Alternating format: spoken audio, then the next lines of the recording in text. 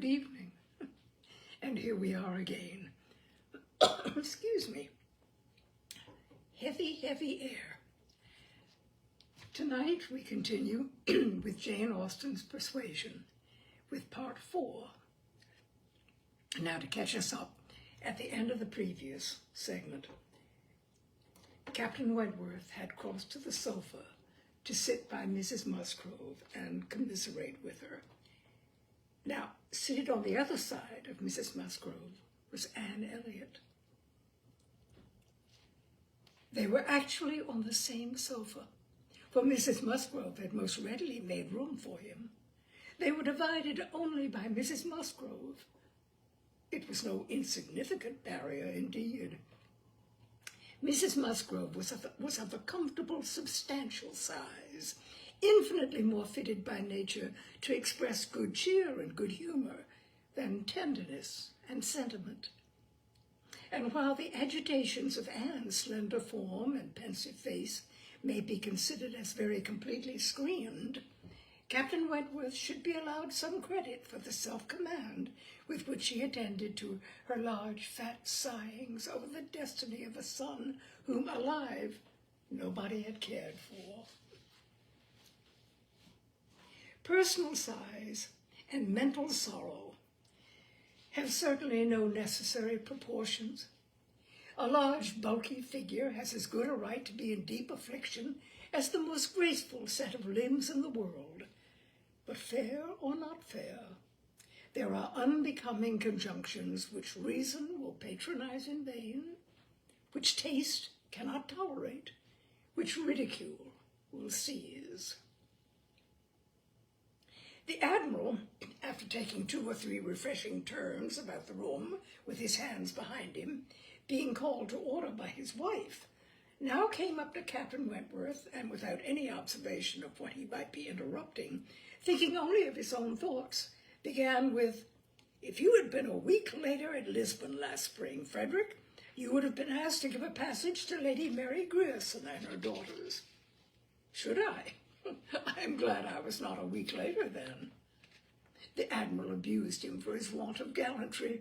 He defended himself, though professing that he would never willingly admit any ladies on board a ship of his, excepting for a ball or a visit, which a few hours might comprehend.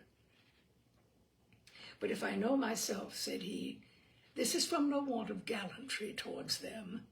It is rather from feeling how impossible it is, with all one's efforts and all one's sacrifices, to make the accommodation on board such as women ought to have. There can be no want of gallantry, Admiral, in rating the claims of women to every personal comfort high, and this is what I do. I hate to hear of women on board, or to see them on board, and no ship under my command shall ever convey a family of ladies anywhere if I can help it." This brought his sister upon him. "Oh, Frederick, but I cannot believe it of you. All idle refinement. Women may be as comfortable on board as in the best house in England.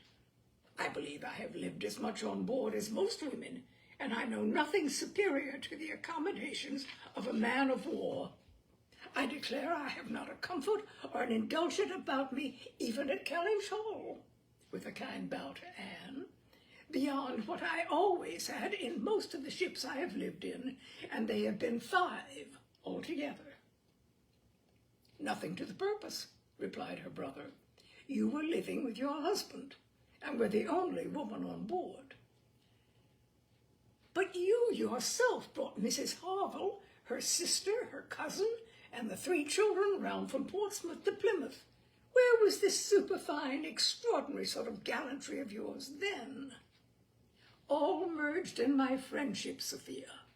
I would assist any brother officer's wife that I could, and I would bring anything of Harville's from the world's end if you wanted it. But do not imagine that I did not feel it an evil in itself. Depend upon it, they were all perfectly comfortable. I might not like them the better for that, perhaps. Such a number of women and children have no right to be comfortable on board." "My dear Frederick, you are talking quite idly. Pray, what would become of us poor sailors' wives, who often want to be conveyed to one port or another after our husbands, if everybody had your feelings? My feelings, you see, did not prevent my taking Mrs. Harville and all her family to Plymouth. But I hate to hear you talking so, like a fine gentleman, as if women were all fine ladies instead of rational creatures. We none of us expect to be in smooth water all our days. Ah, my dear, said the Admiral, when he has got a wife, he will sing a different tune. When he is married, if we have the good luck to live to another war, we shall see him do as you and I and a great many others have done. We shall have him very thankful to anybody that will bring him his wife. Aye, that we shall. Now I have done, cried Captain Wentworth. When once married people begin to attack me with, oh, you will think very differently when you are married, I can only say, no, I shall not. And then they say again, yes, you will, and there is an end of it. He got up and moved away. What a great traveller you must have been, ma'am, said Mrs. Musgrove to Mrs. Croft. Pretty well, ma'am, in the 15 years of my marriage, though many women have done more. I have crossed the Atlantic 4 times, and have been once to the East Indies and back again, and only once, besides being in different places about home, Cork and Lisbon and Gibraltar, but I never went beyond the Straits, and never was in the West Indies. We do not call Bermuda or Bahama, you know, the West Indies. Mrs. Musgrove had not a word to say in dissent. She could not accuse herself of having ever called them anything in the whole course of her life. And I do assure you, ma'am, pursued Mrs. Croft, that nothing can exceed the accommodations of a man of war. I speak, you know, of the higher rates. When you come to a frigate, of course, you are more confined, though any reasonable woman may be perfectly happy in one of them. And I can safely say that the happiest part of my life has been spent on board a ship. While we were together, you know, there was nothing to be feared. Thank God, I have always been blessed with excellent health, and no climate disagrees with me. A little disordered always the first 24 hours of going to sea, but never knew what sickness was afterwards. The only time that I ever really suffered in body or mind, the only time that I ever fancied myself unwell or had any ideas of danger, was the winter that I passed by myself in Deal, when the Admiral, Captain Croft then, was in the North Seas. I lived in perpetual fright at that time, and had all manner of imaginary complaints from not knowing what to do with myself, or when I should hear from him next. But as long as we could be together, nothing ever ailed me, and I never met with the smallest inconvenience. Aye, to be sure. Yes, indeed, oh yes. I am quite of your opinion, Mrs. Croft, was Mrs. Musgrove's hearty answer. There is nothing so bad as a separation. I am quite of your opinion. I know what it is, for Mr. Musgrove always attends the assizes, and I am so glad when they are over and he is safe back again. The evening ended with dancing. On its being proposed, Anne offered her services as usual, and though her eyes would sometimes fill with tears as she sat at the instrument, she was extremely glad to be employed, and desired nothing in return but to be unobserved. It was a merry, joyous party, and no one seemed in higher spirits than Captain Wentworth. She felt that he had everything to elevate him, which general attention and deference, and especially the attention of all the young women, could do. The Miss Hayters, the females of the family of cousins already mentioned, were apparently admitted to the honor of being in love with him, and as for Henrietta and Louisa, they both seemed so entirely occupied by him that that nothing but the continued appearance of the most perfect goodwill between themselves could have made it credible that they were not decided rivals. If he were a little spoilt by such universal, such eager admiration, who could wonder? These were some of the thoughts which occupied Anne, while her fingers were mechanically at work, proceeding for half an hour together, equally without error and without consciousness. Once she felt that he was looking at herself, observing her altered features, perhaps, trying to trace in them the ruins of the face which had once charmed him. And once she knew he must have spoken of her. She was hardly aware of it till she heard the answer, but then she was sure of his having asked his partner whether Miss Elliot never danced. The answer was, "Oh, no, never. She's quite given up dancing. She'd rather play. She's never tired of playing." Once, too, he spoke to her. She had left the instrument on the dancing being over, and he had sat down to try to make out an air which he wished to give the Miss Musgroves an idea of. Unintentionally, she returned to that part of the room. He saw her, and instantly rising, said with studied politeness, "I beg your pardon, madam, this is your seat." And though she immediately drew back with a decided negative, he was not to be induced to sit down again.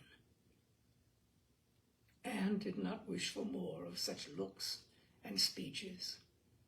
His cold politeness, his ceremonious grace, were worse than anything.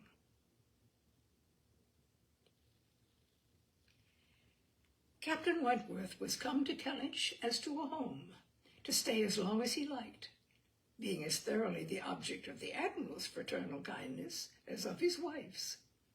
He had intended, on first arriving, to proceed very soon into Shropshire, and visit the brother settled in that county. But the attractions of Uppercross induced him to put this off. There was so much of friendliness and of flattery, and of everything most bewitching in his reception there. The old were so hospitable, the young so agreeable, that he could not but resolve to remain where he was, and take all the charms and perfections of Edward's wife upon credit a little longer. It was soon Uppercross with him almost every day. The Musgroves could hardly be more ready to invite than he to come, particularly in the morning when he had no companion at home, for the Admiral and Mrs. Croft were generally out of doors together, interesting themselves in their new possessions, their grass and their sheep, and dawdling about in a way not endurable to a third person, or driving out in a gig, lately added to their establishment.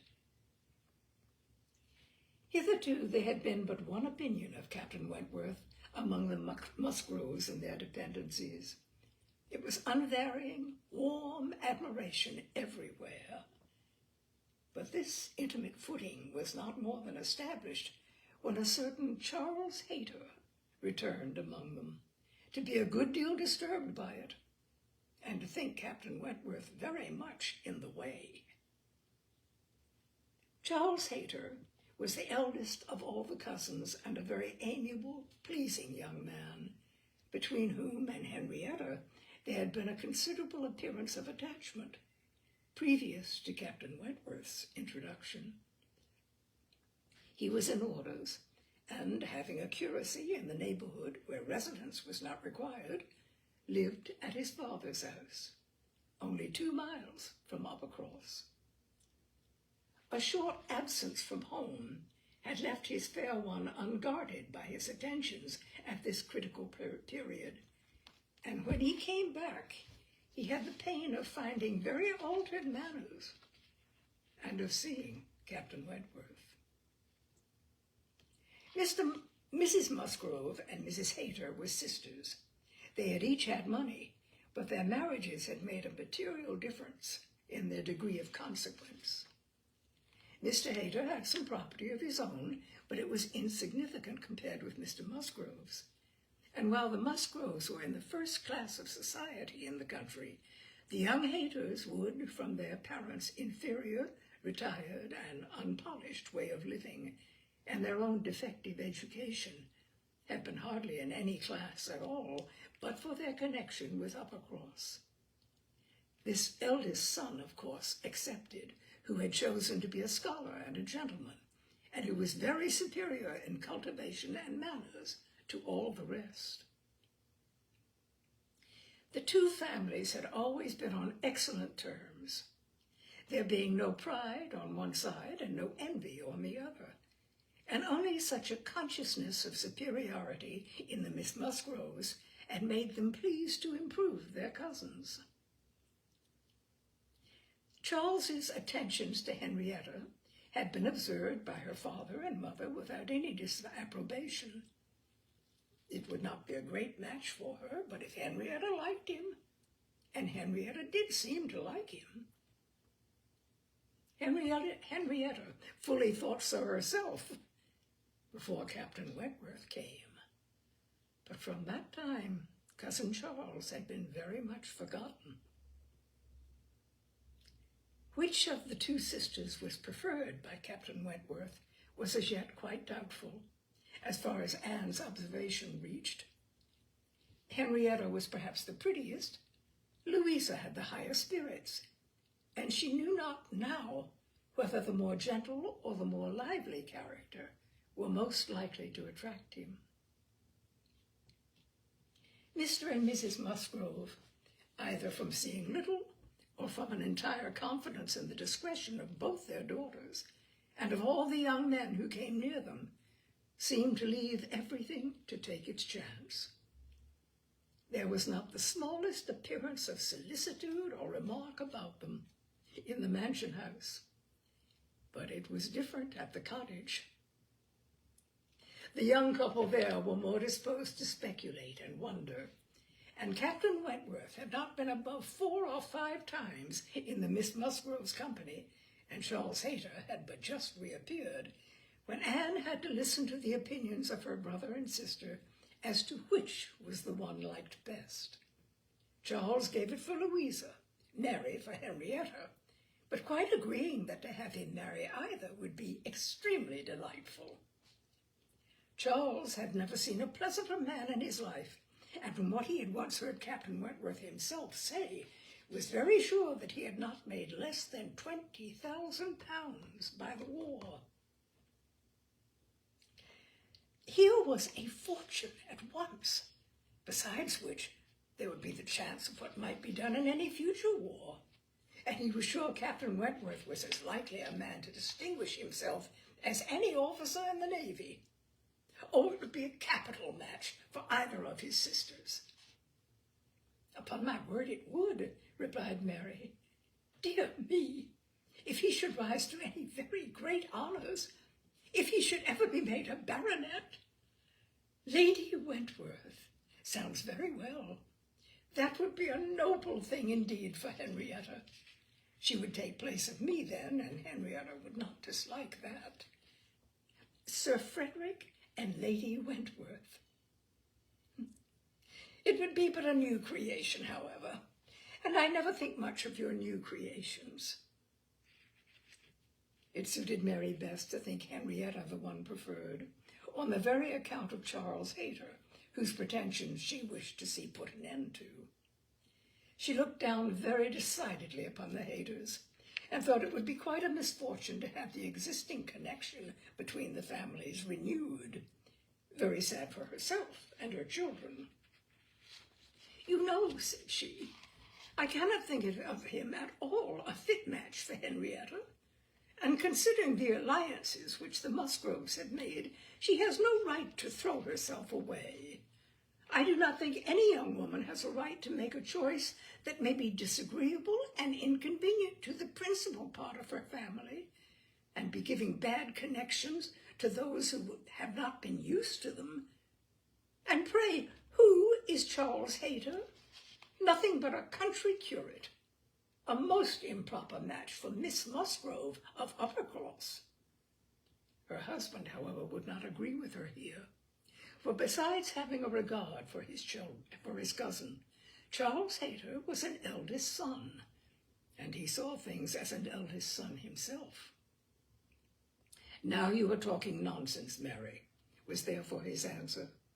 "It would not be a great match for Henrietta, but Charles has a very fair chance, through the Spicers, of getting something from the bishop in the course of a year or two, and you will please to remember that he is the eldest son. Whenever my uncle dies, he steps into very pretty property. The estate at Winthrop is not less than 250 acres, besides the farm near Taunton, which is some of the best land in the country. Now, I grant you that any of them but Charles would be a very shocking match for Henrietta, and indeed it could not be. He is the only one that could be possible, but he is a very good-natured, good sort of a fellow, and whenever Winthrop comes into his hands, he will make a different sort of place of it, and live in a very different sort of way, and with that property he will never be a contemptible man. Good freehold property. No, Henrietta might do worse than marry Charles Hayter, and if she has him, and Louisa can get Captain Wentworth, I shall be very well satisfied." "Charles may say what he pleases," said Mary to Anne, as soon as he was out of the room, "but it would be shocking to have Henrietta marry Charles Hayter. A very bad thing for her, and still worse for me, and therefore it is very much to be wished that Captain Wentworth may soon put him quite out of her head, and I have very little doubt that he has. She took hardly any notice of Charles Hayter yesterday. I wish you had been there to see her behavior. And as to Captain Wentworth's liking Louisa as well as Henrietta, it is nonsense to say so, for he certainly does like Henrietta a great deal the best. But Charles is so positive. I wish you had been with us yesterday, for then you might have decided between us, and I am sure you would have thought as I did, unless you had been determined to give it against me." A dinner at Mr. Musgrove's had been the occasion, when all these things should have been seen by Anne, but she had stayed at home, under a mixed plea of a headache of her own, and some return of indisposition in little Charles. She had thought only of avoiding Captain Wentworth, but an escape from being appealed to as umpire was now added to the advantages of a quiet evening. As to Captain Wentworth's views, she deemed it of more consequence that he should know his own mind early enough not to be endangering the happiness of either sister, or impeaching his own honor, than that he should prefer Henrietta to Louisa, or Louisa to Henrietta. Either of them would, in all probability, make him an affectionate, good-humored wife. With regard to Charles Hayter, she had delicacy which must be pained by any lightness of conduct in a well-meaning young woman, and a heart to sympathize in any of the sufferings it occasioned. But if Henrietta found herself mistaken in the nature of her feelings, the alteration could not be understood too soon. Charles Hayter had met with much to disquiet and mortify him in his cousin's behavior. She had too old a regard for him to be so wholly estranged as might in 2 meetings extinguish every past hope and leave him nothing to do but to keep away from Uppercross. But there was such a change as became very alarming when such a man as Captain Wentworth was to be regarded as the probable cause. He had been absent only 2 Sundays, and when they parted had left her interested even to the height of his wishes in his prospect of soon quitting his present curacy and obtaining that of Uppercross instead. It had then seemed the object nearest her heart that Dr. Shirley, the rector, who for more than 40 years had been zealously discharging all the duties of his office, but was now growing too infirm for many of them, should be quite fixed on engaging a curate, should make his curacy quite as good as he could afford, and should give Charles Hayter the promise of it. The advantage of his having to come only to Uppercross instead of going 6 miles another way, of his having in every respect a better curacy, of his belonging to their dear Dr. Shirley, and of dear good Dr. Shirley's being relieved from the duty which he could no longer get through without most injurious fatigue, had been a great deal, even to Louisa, but had been almost everything to Henrietta. When he came back, alas, the zeal of the business was gone by. Louisa could not listen at all to his account of a conversation which he had just held with Dr. Shirley. She was at window, looking out for Captain Wentworth, and even Henrietta had at best only a divided attention to give, and seemed to have forgotten all the former doubt and solicitude of the negotiation. "Well, I'm very glad indeed, but I always thought you would have it. I always thought you sure. It did not appear to me that, in short, you know Dr. Shirley must have a curate, and you had secured his promise. Is he coming, Louisa?" One morning, very soon after the dinner at the Musgroves, at which Anne had not been present, Captain Wentworth walked into the drawing-room at the cottage, where were only herself and the little invalid Charles, who was lying on the sofa. The surprise of finding himself almost alone with Anne Elliot deprived his manners of their usual composure. He started and could only say, "I thought the Miss Musgroves had been here. Mrs. Musgrove told me I should find them here," before he walked to the window to recollect himself and feel how he ought to behave. "They are upstairs with my sister. They will be down in a few moments, I dare say," had been Anne's reply in all the confusion that was natural. And if the child had not called her to come and do something for him, she would have been out of the room the next moment and released Captain Wentworth as well as herself. He continued at the window, and after calmly and politely saying, "I hope the little boy is better," was silent. She was obliged to kneel down by the sofa and remain there to satisfy her patient, and thus they continued a few minutes, when, to her very great satisfaction, she heard some other person crossing the little vestibule. She hoped, on turning her head, to see the master of the house, but it proved to be one much less calculated for making matters easy.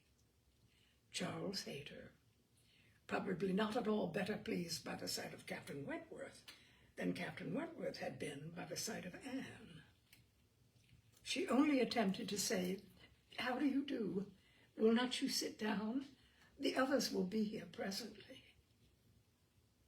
Captain Wentworth, however, came from his window, apparently not ill-disposed for conversation, but Charles Hayter soon put an end to his attempts by seating himself near the table and taking up the newspaper, and Captain Wentworth returned to the window. Another minute brought another addition. The younger boy, a remarkable, stout, forward child of 2 years old, having got the door opened for him by someone without, made his determined appearance among them, and went straight to the sofa to see what was going on, and put in his claim to anything good that might be giving away.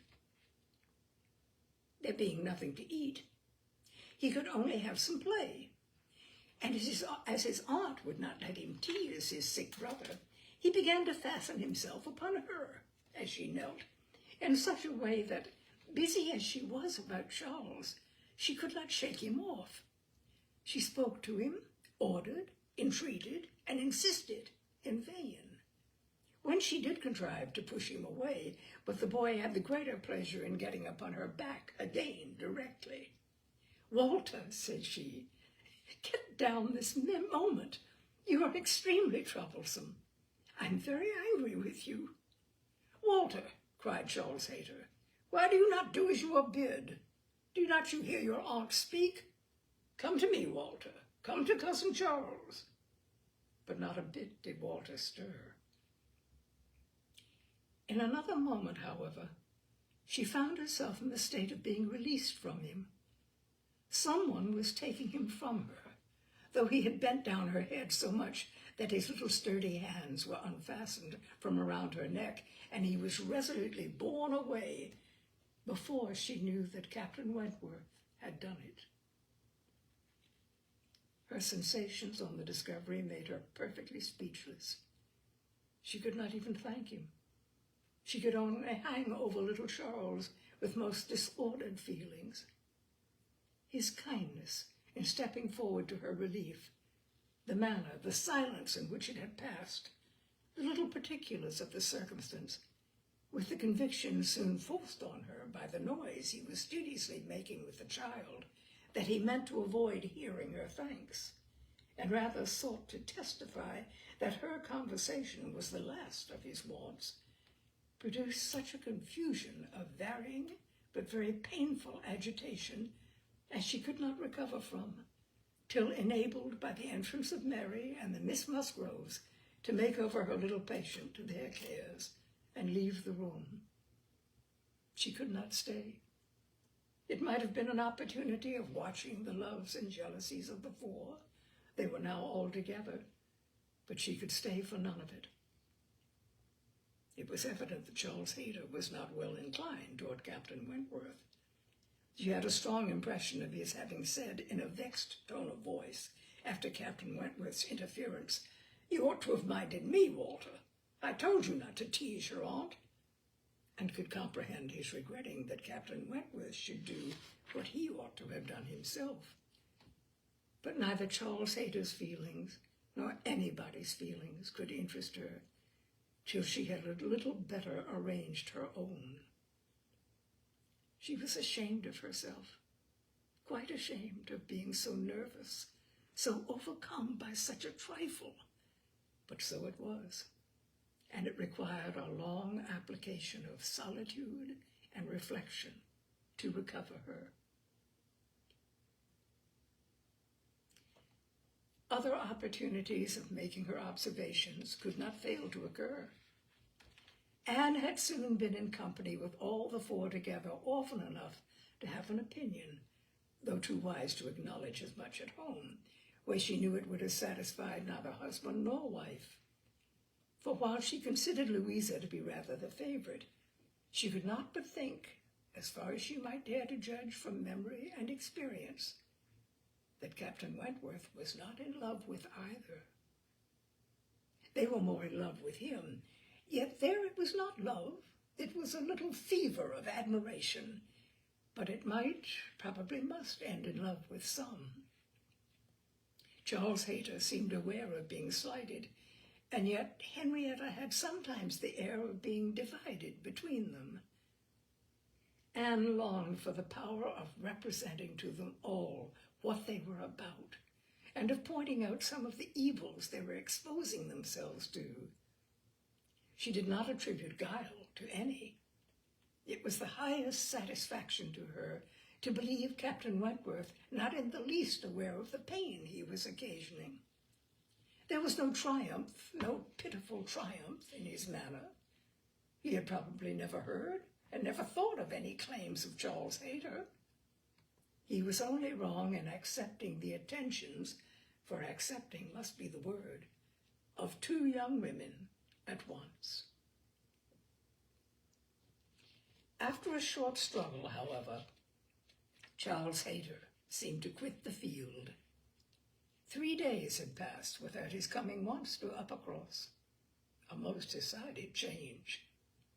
He had even refused one regular invitation to dinner, and having been found on the occasion by Mr. Musgrove with some large books before him, Mr. and Mrs. Musgrove were sure all could not be right, and talked with grave faces of his studying himself to death. It was Mary's hope and belief that he had received a positive dismissal from Henrietta, and her husband lived under the constant dependence of seeing him tomorrow. Anne could only feel that Charles Hayter was wise. One morning about this time, Charles Musgrove and Captain Wentworth had gone a-shooting together. As the sisters in the cottage were sitting quietly at work, They were visited at the window by the sisters from the mansion house. It was a very fine November day, and the Miss Musgroves came through the little grounds and stopped for no other longer purpose than to say that they were going to take a long walk, and therefore concluded Mary could not like to go with them. And when Mary immediately replied with some jealousy at not being supposed a good walker, "Oh, yes, I should like to join you very much. I'm very fond of a long walk," Anne felt persuaded by the looks of the two girls that it was precisely what they did not wish, and admired again the sort of necessity which the family habits seemed to produce of everything being to be communicated and everything being to be done together, however undesired and inconvenient. She tried to dissuade Mary from going, but in vain, and that being the case, thought it best to accept the Miss Musgrove's much more cordial invitation to herself to go likewise, as she might be useful in turning back with her sister and lessen the interference in any plan of their own. "I cannot imagine why they should suppose I should not like a long walk," said Mary as she went upstairs. "Everybody is always supposing that I am not a good walker. And yet they would not have been pleased if we had refused to join them. When people come in this manner on purpose to ask us, how can one say no?" Just as they were setting off, the gentlemen returned. They had taken out a young dog who had spoiled their sport, and sent them back early. Their time and strength and spirits were therefore exactly ready for this walk, and they entered into it with pleasure. Could Anne have foreseen such a junction, she would have stayed at home, but from some feelings of interest and curiosity, she fancied now that it was too late to retract, and the whole six set forward together in the direction chosen by the Miss Musgroves, who evidently considered the walk as under their guidance. Anne's object was not to be in the way of anybody, and where the narrow paths across the fields made many separations necessary, to keep with her brother and sister. Her pleasure in the walk must arise from the exercise and the day, from the view of the last smiles of the year upon the tawny leaves and withered hedges, and from repeating to herself some few of the 1,000 poetical descriptions extant of autumn, that season of peculiar and inexhaustible influence on the mind of taste and tenderness, that season which is drawn from every poet worthy of being read, some attempt at description or some lines of feeling.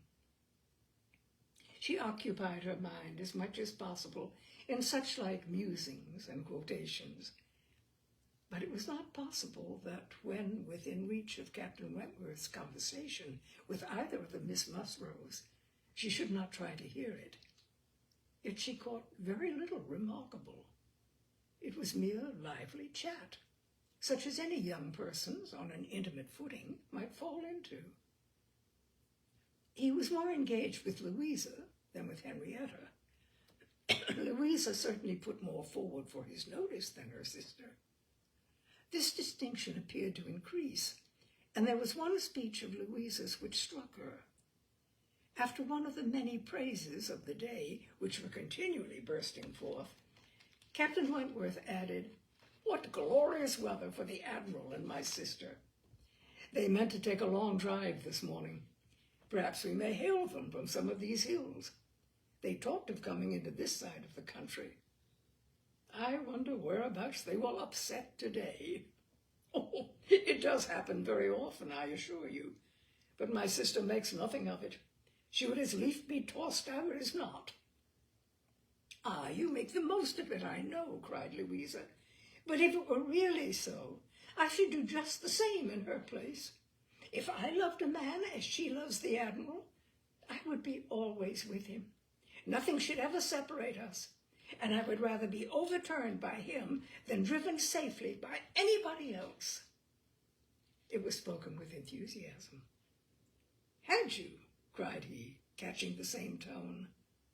"I honor you." and there was silence between them for a little while. Anne could not immediately fall into a quotation again.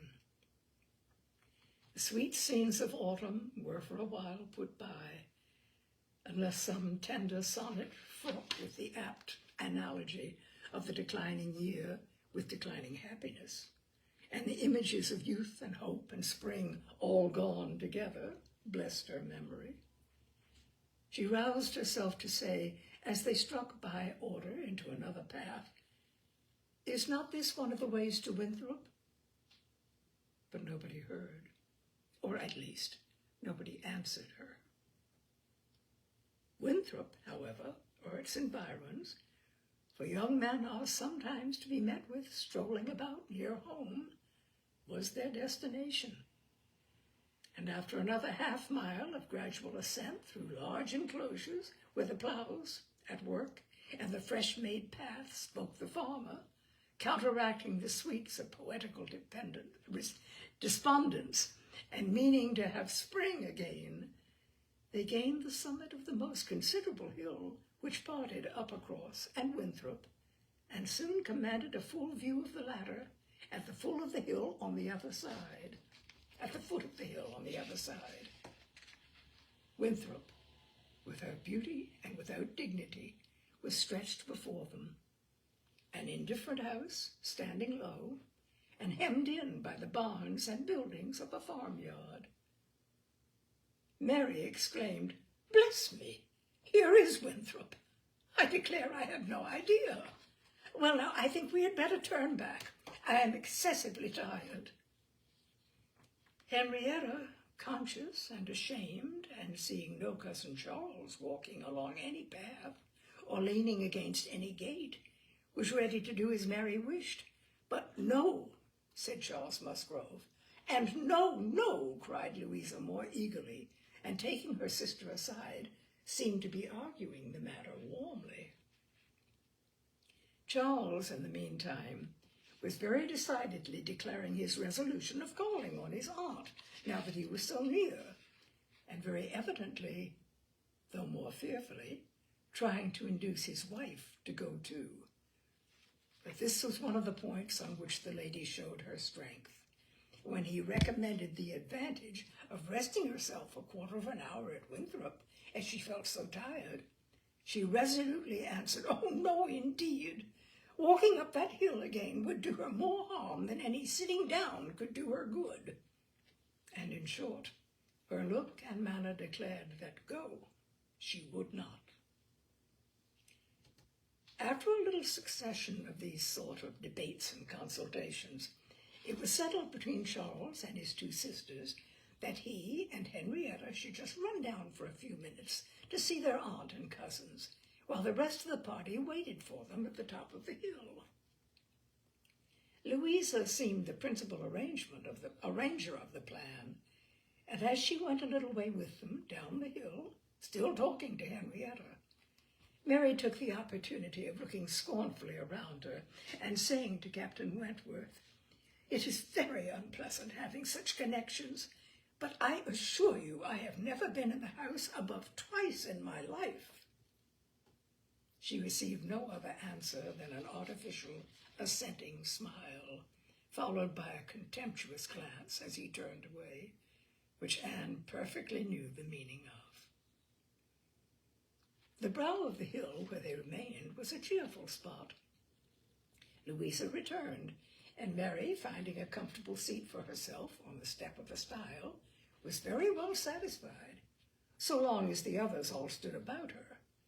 But when Louisa drew Captain Wentworth away to try for a gleaning of nuts in an adjoining hedgerow, and they were gone by degrees quite out of sight and sound, Mary was happy no longer. She quarreled with her own seat, was sure Louisa had got a much better somewhere, and nothing could prevent her from going to look for a better also. She turned through the same gate, but could not see them. Anne found a nice seat for her on a dry, sunny bank under the hedgerow, in which she had no doubt of their still being, in some spot or other. Mary sat down for a moment, but it would not do. She was sure Louisa had found a better seat somewhere else, and she would go on till she overtook her. Anne, really tired herself, was glad to sit down, and she very soon heard Captain Wentworth and Louisa in the hedgerow behind her, as if making their way back along the rough, wild sort of channel down the centre. They were speaking as they drew near. Louisa's voice was the first distinguished. She seemed to be in the middle of some eager speech. What Anne first heard was, "And so I made her go. I could not bear that she should be frightened from the visit by such nonsense. What? Would I be turned back from doing a thing that I had determined to do and that I knew to be right by the airs and interference of such a person? Or of any person, I may say? No, I have no idea of being so easily persuaded. When I have made up my mind, I have made it. And Henrietta seemed entirely to have made up hers to call at Winthrop today. And yet she was as near giving it up out of nonsensical complacence. She would have turned back then, but for you. She would indeed. I am almost ashamed to say it. Happy for her to have such a mind as yours at hand. After the hints you gave just now, which did but confirm my own observations, the last time I was in company with him, I need not affect to have no comprehension of what was going on. I see that more than a mere dutiful morning visit to your aunt was in question. And woe betide him, and her too, when it comes to things of consequence, when they are placed in circumstances requiring fortitude and strength of mind, if she have not resolution enough to resist idle interference in such a trifle as this. Your sister is an amiable creature, but yours is the character of decision and firmness, I see. If you value her conduct or happiness, infuse as much of your own spirit into her as you can. But this, no doubt, you have always been doing. It is the worst evil of too yielding and indecisive a character that no influence over it can be depended on. You are never sure of a good impression being durable. Everybody may sway it. Let those who would be happy be firm. Here is a nut, said he, catching one down from an upper bough, to exemplify. A beautiful, glossy nut, which, blessed with original strength, has outlived all the storms of autumn. Not a puncture, not a weak spot anywhere. This nut, he continued with playful solemnity, while so many of its brethren have fallen and been trodden underfoot, is still in possession of all the happiness that a hazelnut can be supposed capable of. Then, returning to his former earnest tone, my first wish for all whom I am interested in is that they should be firm. If Louisa Musgrove would be beautiful and happy in her November of life, she will cherish all her present powers of mind. He had done, and was unanswered. It would have surprised Anne if Louisa could have readily answered such a speech. Words of such interest, spoken with such serious warmth. She could imagine what Louisa was feeling. For herself, she feared to move lest she should be seen.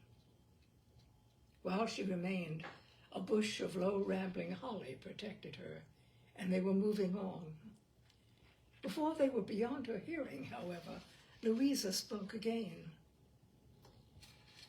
Mary is good-natured enough in many respects, said she, but she does sometimes provoke me excessively by her nonsense and her pride. The Elliot pride. She has a great deal too much of the Elliot pride. We do so wish that Charles had married Anne instead. I suppose you know he wanted to marry Anne. After a moment's pause, Captain Wentworth said, Do you mean that she refused him? Oh, yes, certainly. When did that happen? I do not exactly know, for Henrietta and I were at school at the time, but I believe about a year before he married Mary. I wish she had accepted him. We should all have liked her a great deal better. And Papa and Mamma always think it was her great friend Lady Russell's doing that she did not. They think Charles might not be learned and bookish enough to please Lady Russell, and that therefore she persuaded Anne to refuse him. The sounds were retreating, and Anne distinguished no more. Her own emotions still kept her fixed. She had much to recover from before she could move. The listener's proverbial fate was not absolutely hers. She had heard no evil of herself, but she had heard a great deal of very painful import. She saw how her own character was considered by Captain Wentworth, and there had been just that degree of feeling and curiosity about her in his manner which must give her extreme agitation.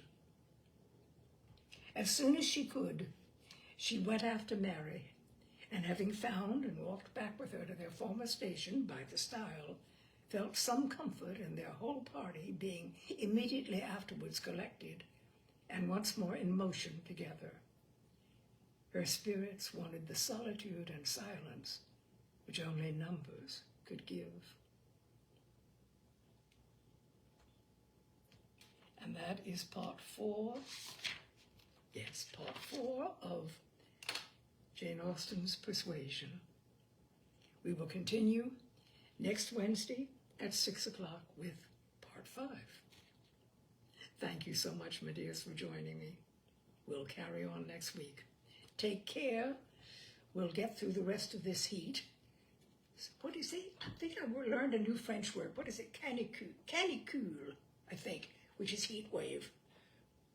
Anyway, hopefully we're almost through the heat wave and we'll get into cooler weather. Bye for now, my dears.